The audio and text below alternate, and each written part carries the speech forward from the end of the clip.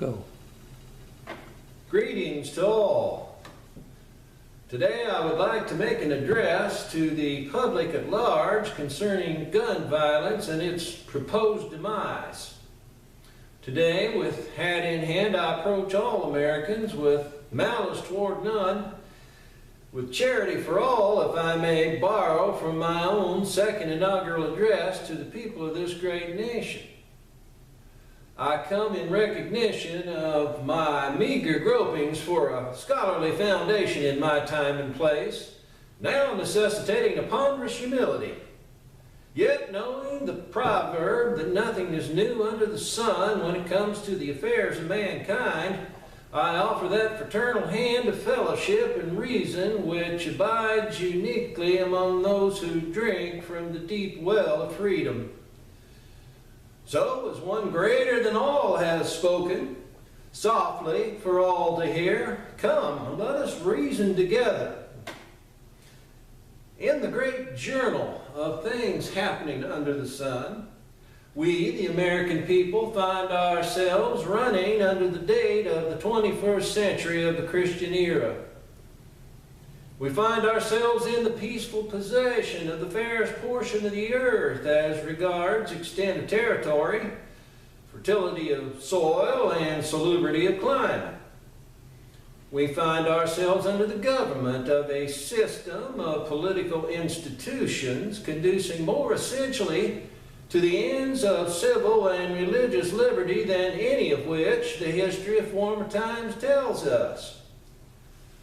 We, when mounting the stage of existence, found ourselves the legal inheritors of these fundamental blessings. We toiled not in the acquirement or establishment of them. They are a legacy bequeathed us by a once hardy, brave, and patriotic, but now lamented and departed race of ancestors. Theirs was the task, and nobly they performed it, to possess themselves and through themselves us of this goodly land, and to uprear upon its hills and its valleys a political edifice of equal rights. It is ours only to transmit these, the former unprofaned by the foot of an invader, the latter undecayed by the lapse of time and untorn by usurpation, to the latest generation that fate shall permit the world to know. This task owes gratitude to our fathers, justice to ourselves, duty to posterity, and love for our species in general. All imperatively require us faithfully to perform. How then shall we perform it? At what point shall we expect the approach of danger? By what means shall we fortify against it? Shall we expect some trans-military giant to step the seas and crush us at a blow? Never. All the armies of Europe, Asia, and Africa combined with all the treasure of the earth in their military chest, and a Bonaparte for a commander could not take a drink from the Ohio or make a track on the Blue Ridge in a trial of 1,000 years. At what point then is the approach of danger to be expected? I answer, if it ever reach us, it must spring up amongst us. It cannot come from abroad. If destruction be our lot, we must ourselves be its author and finisher. As a nation of free men, we must live through all times or die by suicide. I hope I am over wary, but if I am not, there is even now something of ill omen amongst us. I mean, the increasing disregard for law which pervades the country, the growing disposition to substitute wild and furious passions in lieu of the sober judgment of reason. This disposition is awfully disquieting in any community, and that it now exists in ours, and now not only within the general populace, but in the press, and in the three branches of government, and even in our colleges, though grating to our feelings to admit, it would be a violation of truth and an insult to our intelligence to deny. Those who maintain the high plane of reason and who understand the productiveness of ration over unbridled passion should take note that our political institutions are endangered by those who stir up the passion of the people. Jealousy, envy, greed, and hate, incident to our nature. Let us advocate for a new temple of liberty, not resting on uncontrolled emotion and custom, but carved from the solid quarry of sober reason. So, hail, fall of fury, reign of reason to all hail. We as a nation are now greatly divided on the urgent and obligatory response we as a people must enact to stem the tide of violence that is now in this century being perpetrated across the country. And this especially in our schools, the sacred bastions where our youth are inspired ostensibly to extol peace over violence and revere mental power over brute force.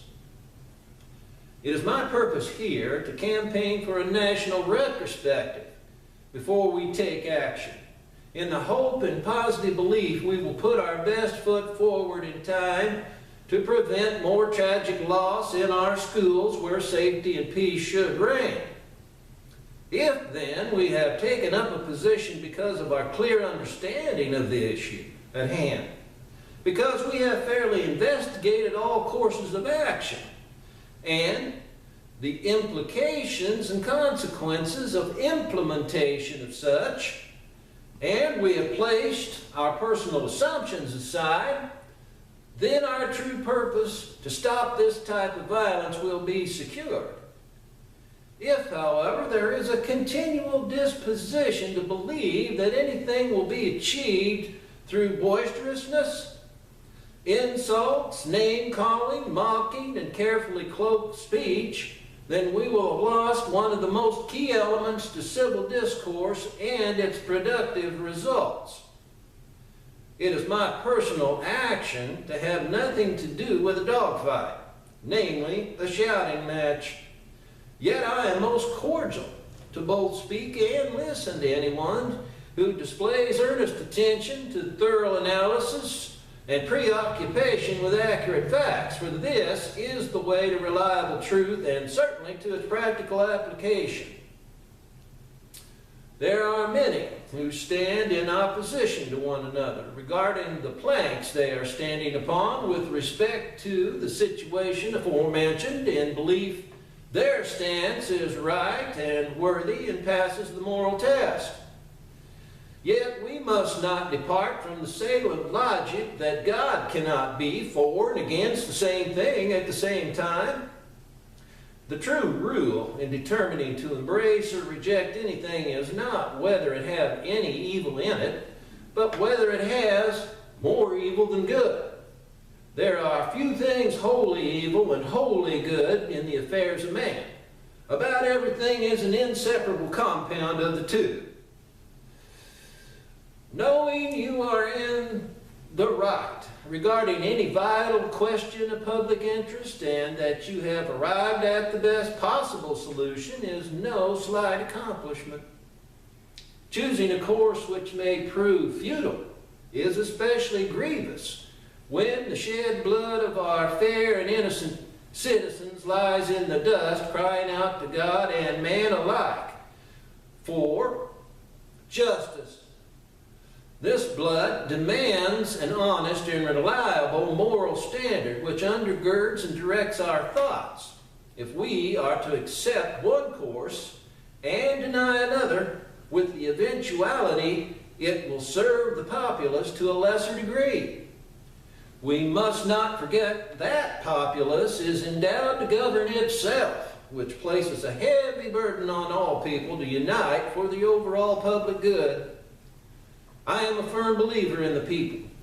If given the truth, they can be depended upon to meet any national crisis. The great point is to bring them the real facts. At this point, we should also note it would be a despicable action if any in high position and the power to be heard were to thrust forth little more than a whitewashed political plank. Those who talk such a plank will soon find themselves walking that same plank in the minds of that same informed populace. Thomas Paine, a fair giant of rational thought, best held out the compass of true north, stating, "Fix reason firmly in her seat." Therefore, we must not let selfish agendas and high-sounding arguments sweep us off our feet. We must try, accompanied with all the rational thought descended from those set forth the axioms thereof. The Jews, the Greeks, the Romans, and all their progeny, the high road of logic and reason. I know this is hard work for some who want a hasty answer, and for those who hold little affection to these axioms. Clever slogans inscribed upon signs held high and marched through streets as a cause or protest and as doorstops and blockades, prior to authenticating the validity of that cause, casts all the marchers in a common mission, which they may find repudiation thereof acutely difficult or impossible due to their emotional attachment, even when reason reigns over it. Truth is scarce when we assume or speculate our way toward any conclusion, but it is reliably discovered when the tenets of finding it, schooled to us from a young age, become our precious guides. We must, in addition to tempering our passions, adopt the truly American mindset, which is the hallmark of a free people. That is, placing ourselves second to the salutary principles which keep the nation, those being held by the Spirit which prizes liberty as the heritage of all men in all lands everywhere. Since some march in grave disfavor of those who are dejected but finding attraction to violence, let us not project a hint of violence or meanness in our protestations of their actions. Let us rather remember the horror-striking scene for what it is, a breakdown in our societal restraints. Senseless mass murder is a symptom of brokenness, brought on by the torn sails of hope, by the shattered dreams of the oppressed, by the misdirected ideals of fame seekers, by too much and too little of things those bent on violence should and should not have experienced. But it also reflects a society which has begun to abandon the sanctity of life and its affection for a loving God, two key factors contributing to rejection of once taboo behavior, now over the threshold of the door and forever unleashed from Pandora's box, if we within the appalled community do not change. This type of societal correction may necessarily be a long-term proposition, for such a change requires a great awakening toward a new resolve. Yet we must not reject it as the peg upon which we hang our hope of the most worthy and long-lived respite from those who are armed and misdirected. We, the people, must direct ourselves to the noble cause. We must instill true wisdom and character in our homes and schools. We must nourish life and shun death in our dispositions. We must not fail to teach the sacrifices and determination made by those who were willing to offer their lives and fortunes to ensure their children citizenship to a new nation of liberty. We must teach the worthy principle to regard others more highly than we regard ourselves, and not to regard ourselves more highly than we ought, for this produces goodness, which protects us from mockery and folly and the arrogance of condescension, and induced violence. In the recent, now fading past, the scenes of losing our grasp on noble perseverance now haunt us. Gun laws in the past were far fewer, and yet school shootings were few to none. Can we infer anything from this? It is my observation that the value of life in America has been diminished by the increasing abandonment of that which has always kept the prodigious vein of goodness and civility, which is now blindfolded and facing a firing squad. The natural end of denying Christian ethics would have to be the loss of meaning and value to life, for all good things in life spring forth from them. American hope, grown from the promise of eternity, has always been a sure hope and a shield against losing our love for one another. Is there any possible correlation then of such counterproduction to the perpetration today that we no longer hold sacred the value of life above personal desire and perceived livelihood?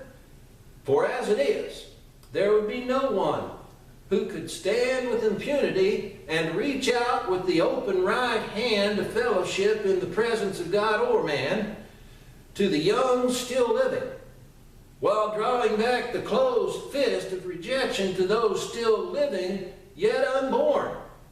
Therefore, let us give life to those who have not yet experienced it, so that those who have experienced it can keep it.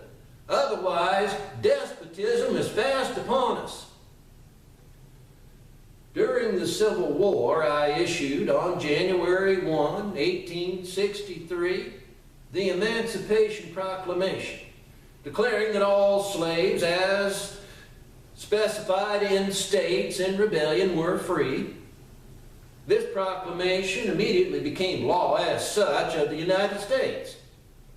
But did it stop slavery immediately? The answer is no.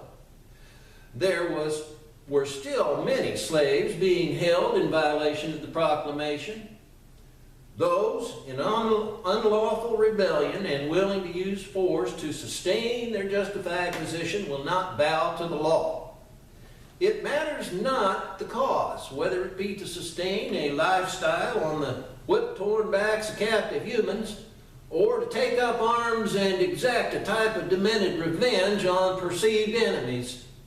In both cases, it is necessary to use force to stop those who will not follow the law.